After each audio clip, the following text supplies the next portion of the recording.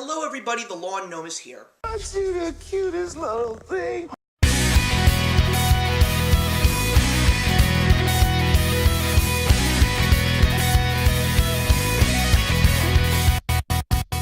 So I see right now on the horizon there's a swarm of people in pink pussy hats holding pitchforks and torches ready to trounce me the minute that I turn this camera off. It probably means that I am reviewing the 21st installment in the Marvel Cinematic Universe, which also features the very first leading female superhero, and that of course is Captain Marvel, starring Academy Award winner Brie Larson, Jude Law, Ben Mendelsohn, Lashana Lynch, Clark Gregg, Samuel L. Jackson, and Annette Bening. I'm just going to start off by saying the following. I do not want to get political in this video. All I want to do is talk about the newest installment in the Marvel Cinematic Universe, the one that is preparing us for Avengers Endgame, and the one that is also the stepping stone on the closing of the MCU Book 1 and the opening of Book 2, and we are just excited to see what is going to unfold over the next couple of years. There was a great deal of controversy involving things that Brie Larson said. If it's a Marvel Cinematic Universe, everyone and their mother and their cousin twice removed is going to go see this because it's a Marvel film. Also, the Marvel Cinematic Universe is now officially legal, being that this is the 21st film. So, did I like this movie? Yes, I did. Did I think that it was the best movie in the Marvel Cinematic Universe? No.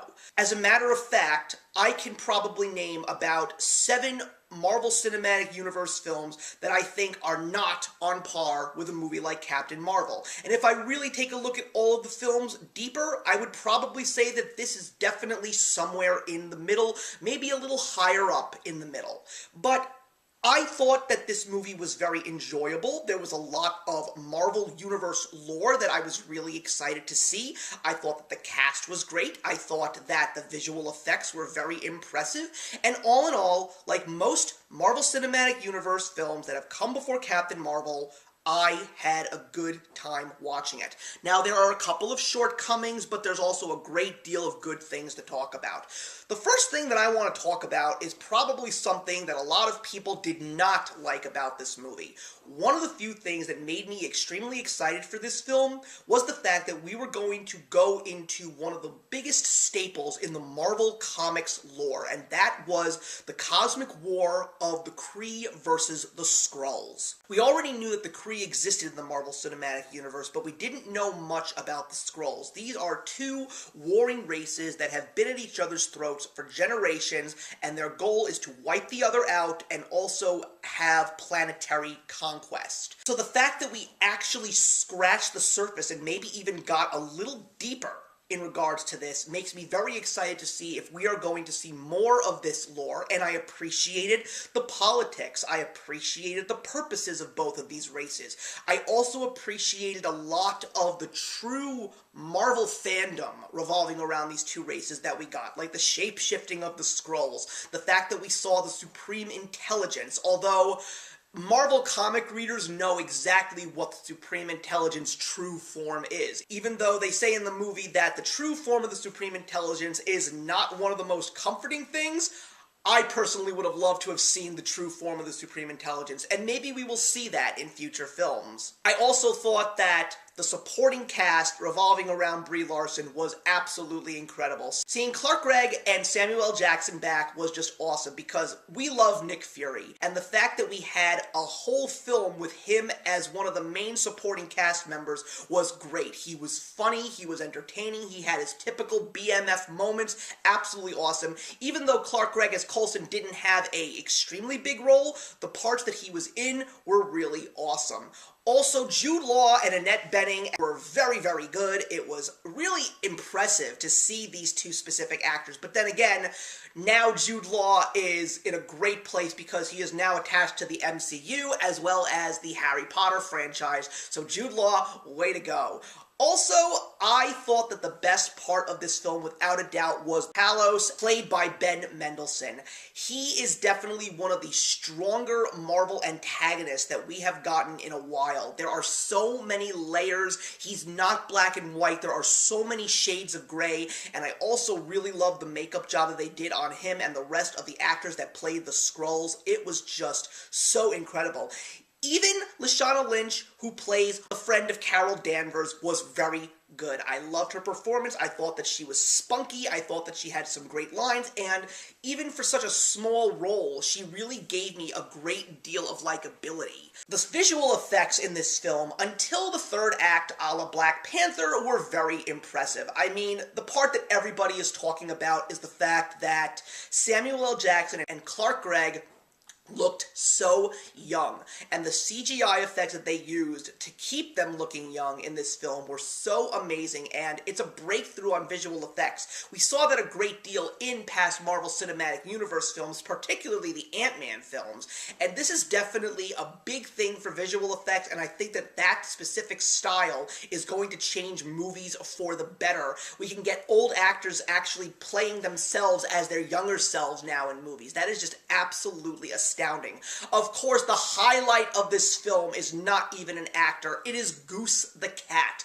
Before this, the cat that I wanted was Pig from the DreamWorks animated film Home, and now Pig can take a backseat because, oh my lord, Goose was everything in this film. It was the most delightful, most adorable thing in this entire movie, and when Goose is on screen, you just have this amazing smile. You are excited to see what it's gonna do next, and I just couldn't get over how great and how big of a role Goose had, because when they made the Funko Pop of Goose, I was like, what is this cat? What is its purpose? I need to know what this cat is about. Well, let me tell you, Captain Marvel didn't disappoint. Also, one of the highlights of this film that nobody is talking about, here or there, I may hear a couple of words in regards to that, but it's the score.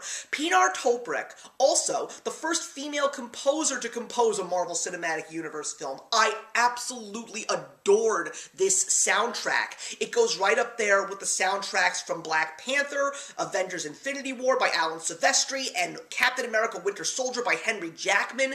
This was some of the most exciting, most energetic, fueling music that I heard from a Marvel Cinematic Universe film. I absolutely loved it, not to mention the fact that this movie takes place in the 90s, and we get a great deal of 90s music as well as 90s pop culture. That's all great, but there is a little bit in this movie that I wasn't really so keen on.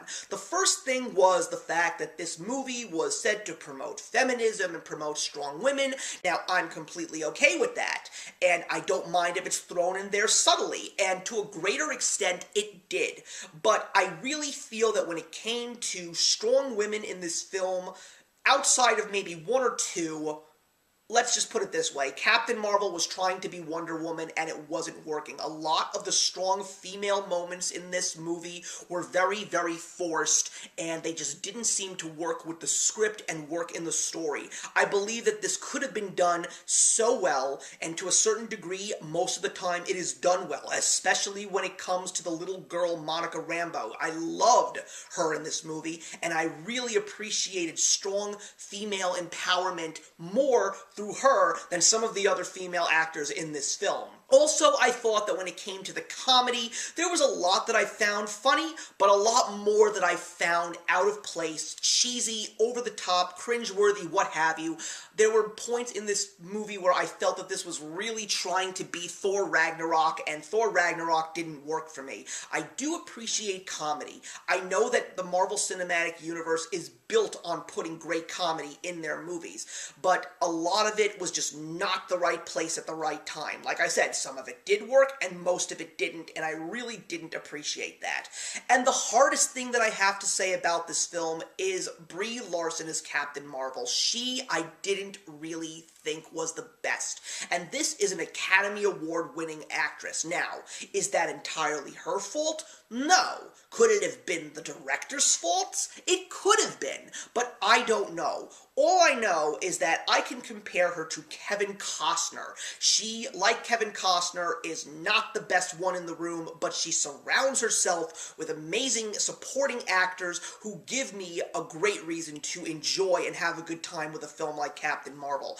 I don't know what will happen in future films. Like I said, it could have been because of the directors. I'd like to see what Captain Marvel does in Avengers Endgame, which will be directed once again by the Russo brothers, and maybe we'll get a little bit more life and a little less artificial emotion and just things about her I just didn't feel were great but could have been done so much better, especially if you want to make her one of the leading members of the Marvel Cinematic Universe hero lineup in the years to come. But I felt that there were so many times where she was flat, and when she was trying to be emotional, it felt so fake. There were very few points in this film where I really looked at Brie Larson's character of Captain Marvel and really was behind her and understood her and felt that she was real. But most of the time, no, not at all. And I really feel that that is the main reason why this movie was just average. I mean, most of the Marvel Cinematic Universe films that I have seen in the past, yes, they are average,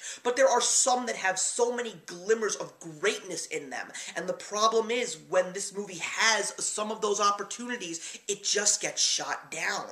But still, this movie makes me so excited for Avengers Endgame, and because of the fact that there are two great post-credit scenes in this film. Listen, if you are still leaving the theater after the credits start to roll in a Marvel Cinematic Universe film, what are you even going to the theaters for? Just sit and watch them because they are integral and they are important. And this time, everybody, get to the theater on time so you can see something truly amazing at the beginning of this movie when the Marvel logo rolls on screen.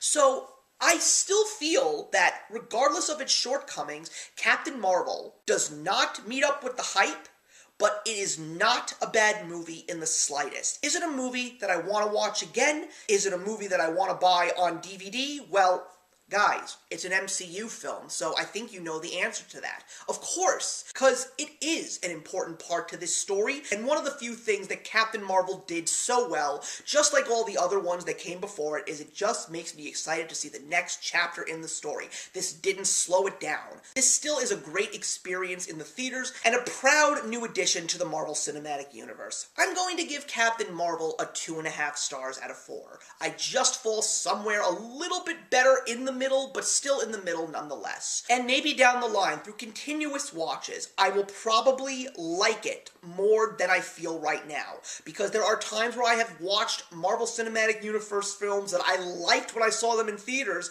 and when I watch them on DVD and watch them numerous times again, I'm just not on that train anymore.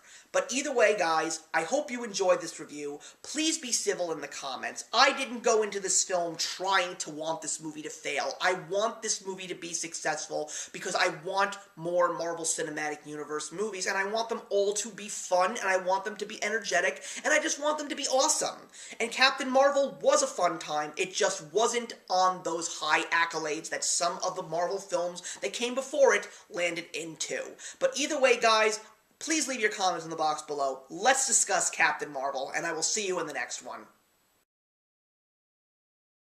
Hey, thank you so much for stopping by my channel today. If you're new here and want to see more of what my channel has to offer, please click on the link to my last video, or hit that subscribe button to be kept up to date with all of my uploads. Content of all sorts is posted here quite often, so trust me, you do not want to fall behind. I will see you in the comments, and actions speak louder than words.